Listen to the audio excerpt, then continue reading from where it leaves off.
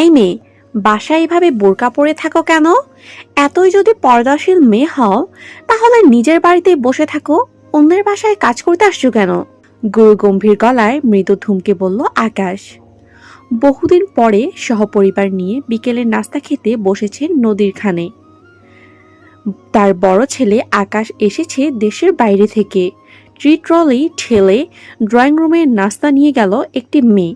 মেয়েটি কালো বোরকা পরিহিত, নেকাব দিয়ে আবৃত তার মুখমণ্ডল। ঠিকভাবে চোখ দুটো দেখা যায় না। মেয়েটিকে দেখেই ভ্রুকুটি করে তাকালো আকাশ। মেয়েটি নিশ্চুপ, আকাশের বলা কথাগুলো শুনেও না শোনার ভান করে রইল। আকাশ মায়ের দিকে চেয়ে বিদ্রুপের ছলে ফের জিজ্ঞেস করলো, আমাদের নিউ সার্ভেন্ট নাকি আম্মু? মেয়েটি এবার চকিত চাইল আকাশের দিকে, পা ঘুরিয়ে চলে গেল ভেতরের রুমে। আকাশের মা সাবিরি বেগম চোখ বড় করলেন, ছেলেকে বললেন, তোর ঠোঁটকাটা স্বভাবটা বিদেশে গিয়েও গেল না হারামজাদা। নাস্তা এনে দিলেই কি কেউ কাজের লোক হয়ে যায়? আকাশ অবাক স্বরে জানতে চাইল, হোয়াট এভার, তো কে মেয়েটি? সেটা পরে বলছি তোকে। তবে সে কোনো কাজের মেয়ে নয়। সে পর্দা করে বলে বাসায় বোরকা পরে থাকে। বাপসরে কি আদিক্ষেতা তার পরিচয়? সাবিরি বেগম স্বামীর মুখের দিকে চাইলেন। নাদের খান বললেন, ও শীতল, তোর কাবেরী খালার আত্মীয়, সেই অর্থে বলতে পারিস আমাদেরও আত্মীয়। আকাশ হো হো করে ঠাট্টার হাসি হাসল। চায়ের কাপে চুমুক দিতে দিতে বলল, শীতল, পুরান পাগলে ভাত পায় না, আবার নতুন পাগলের আমদানি। আত্মীয়দের চাপ নিতে পারি না, আবার আত্মীয়দের আত্মীয়। আহ, চুপ কর, মেয়েটি শুনতে পাবে। কপাল ভাঁজ করে ছেলেকে বলল সাবেরি। আই ডোন্ট কেয়ার আম্মু। বোরকা পরা মেয়ে দেখলেই জাস্ট অসহ্য লাগে, তার মধ্যে বাসায়। Oops, so disgusting. এতক্ষণ আড়ালে দাঁড়িয়ে কান পেতে কথাগুলো শুনল শীতল। তার থাকার রুমে গিয়ে দরজা বন্ধ করে দিল, নেকাব খুলে নিল। অপমানে, উপেক্ষায়, তুচ্ছতায় তার মুখ থমথমে, কিন্তু কাঁদল না। মনস্থির করল এই বাসায় আর থাকবে না, চলে যাবে অন্যত্রে। রাতে সাবেরি বেগম শীতলকে নিজের মতো করে বুঝিয়ে নিলেন, যেন মনক্ষুণ্ণ না হয় তাদের ওপরে বা তার ছেলের ওপরে। শীতল ঘাড় কাত করে সম্মতি জানালো। শীতল যথাসম্ভব নিজেকে লুকিয়ে রাখে আকাশের কাছ থেকে। 2 দিন পর তার বোরকা ময়লা হয়ে গিয়েছে বলে ধুয়ে দিল। আর কোনো বোরকা নেই বলে পরতেও পারল না। অম্বরে মেঘের গর্জন শুরু হলো। খানিক পরেই ঝমঝমিয়ে বৃষ্টি নামলো। সাবেরি বেগম ব্যস্ত গলায় তাকে ডেকে বললেন, আকাশ রুমে নেই এখন, বাসার বাহিরে আছে। ওর বারান্দায় তোমার খালোর পাঞ্জাবি রোদে দেওয়া, সাদা পাঞ্জাবি, নষ্ট হয়ে যাবে বৃষ্টির ছিটায়, নিয়ে আসো তো একটু। শীতল শোষব্যস্ত হয়ে আকাশের রুমে বারান্দায় গেল।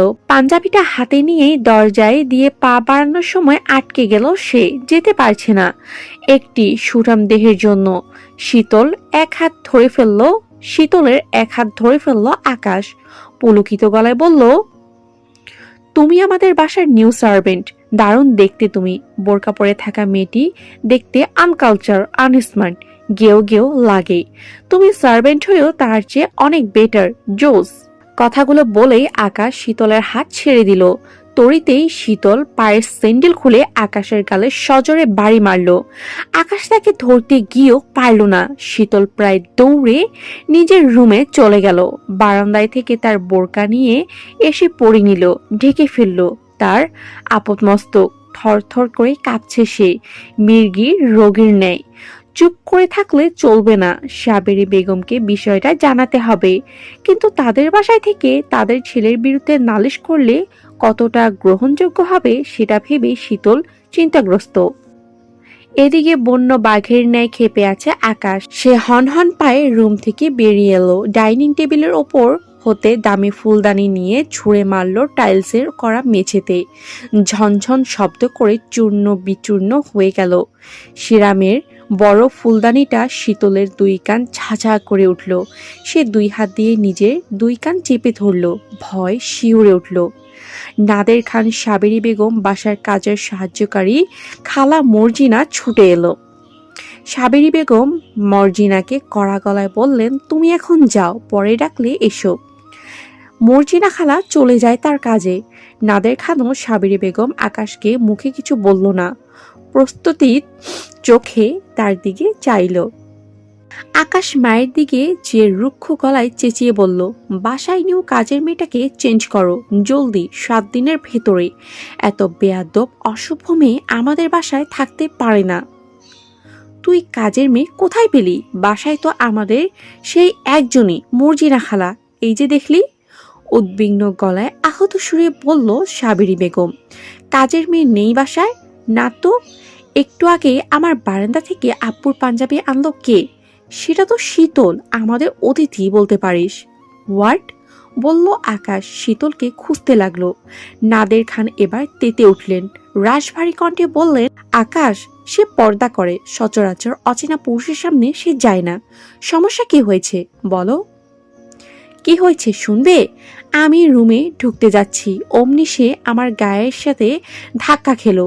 আমি তার হাত ধরে ফেললাম যেন সে না পড়ে যায়, কিন্তু সে মিস বিহেভিয়ার করে আমাকে ইনসাল্ট করলো, যা তোমাদেরকে বলা পসিবল নয়। আকাশের বাবা মা মুখ চাওয়াচাওয়ি করলো একে অপরের।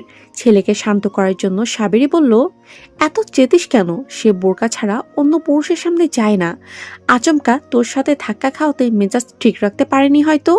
আর তোর ওপরে তো সে এমনিতেই সেদিনের কথার জন্য অসন্তুষ্ট। আচ্ছা, তাকে সরি বলতে বলবো? আমাদের বাসায় থেকে আমি অন্য পুরুষ তার কাছে? সে আমাদের বাসায় থাকতে পারবে না।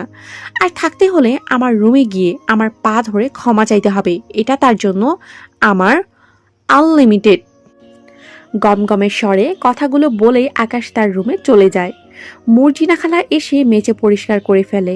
আকাশ সুযোগ খুঁজতে থাকে শীতলকে সাহেস্তা করার জন্য, কিন্তু তাকে নিরিবিলি পাওয়াই যাচ্ছে না। তীক্ষ্ণ নজরে পুরো বাসায় খেয়াল রাখছে সে। তার 3 দিন পরের এক দুপুরে সবাই মধ্যদ্রোজ সেরে ফেলে, তবে শীতল খায়নি। সেদিন হতেই শীতল আর ঠিক মতন খাওয়া দাওয়া করে না, সারাক্ষণ মরা রোদের মতন ঝিমিয়ে ঝিমিয়ে থাকে। সেই দুপুরে সবাই বাসায় যার যার রুমে। শীতল তার রুমের দরজা বন্ধ করতে যাচ্ছিল, অমনি হাত ধরে দরজা 2 কপাট মেলে ধরল আকাশের বলিষ্ঠ 2 হাত। সে রুমের ভেতরে ঢুকে দরজা চাপিয়ে দিল। শীতল ভয়ার্ত স্বরে চিৎকার দিতে গিয়েও পারল না। আকাশের শক্তপোক্ত এক হাতের নিচে চাপা পড়ে গেল তার মুখ। শীতলের কানের কাছে মুখ নিয়ে আকাশ নিষ্ঠুর গলায় হিসিয়ে বলল, আমাদের বাসা থেকে তুমি চলে যাবে, নয়তো শর্ত হলো বাসায় বোরকা পরে ভূত সেজে থাকা চলবে না। অন্তত আমি যতদিন দেশে আছি ততদিন, এবং আমার 2 পা ধরে নিঃশর্ত ক্ষমা চাইবে, এটা প্রতিশোধ নেওয়ার জন্য। যদিও আরো চূড়ান্ত কিছু করতে পারলে আমি ক্ষান্ত হতাম।